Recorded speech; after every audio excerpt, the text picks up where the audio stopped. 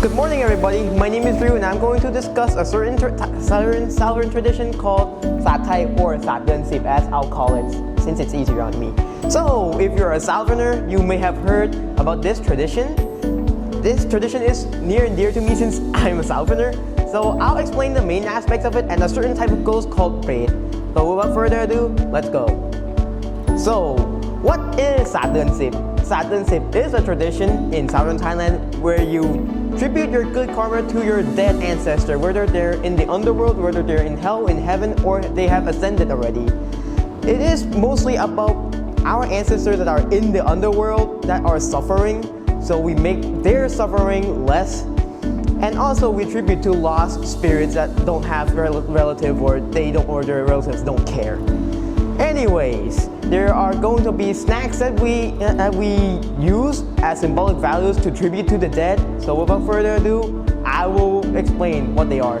Do note that I am not gonna discuss how to cook them or what they are made out of. Okay, but before that, I'm going to say what do we do during Sat Thai.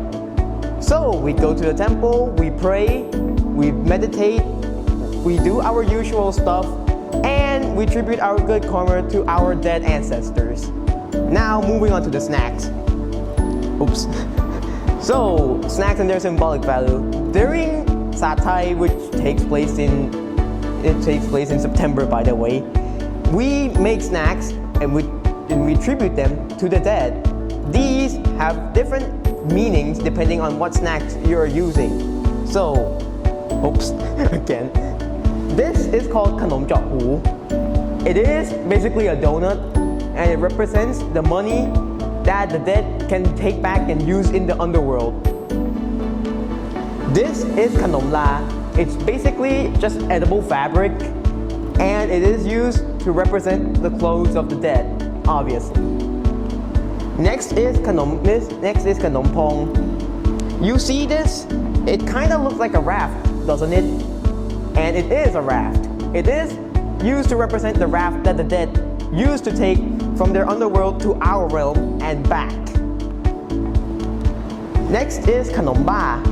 The name translates to crazy snack literally, but it is used to represent the Luk Saba, which is basically just a type of toy.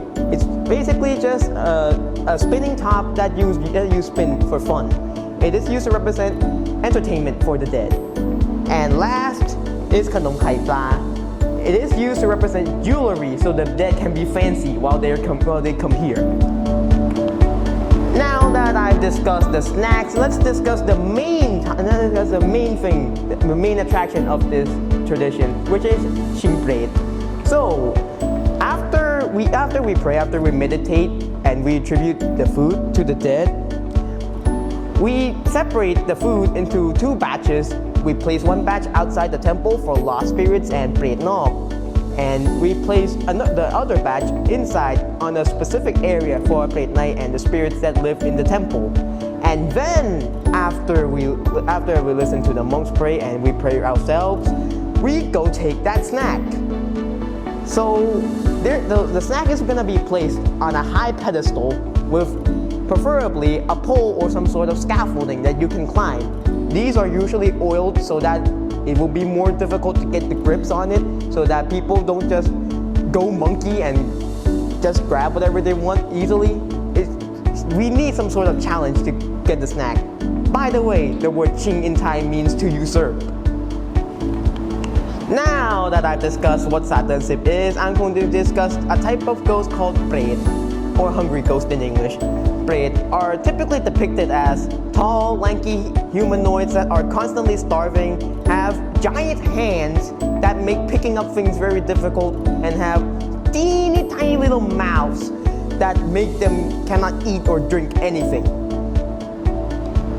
These can be, the reason I say typically depicted is because there are various types of braid depending on what sin they committed as a human.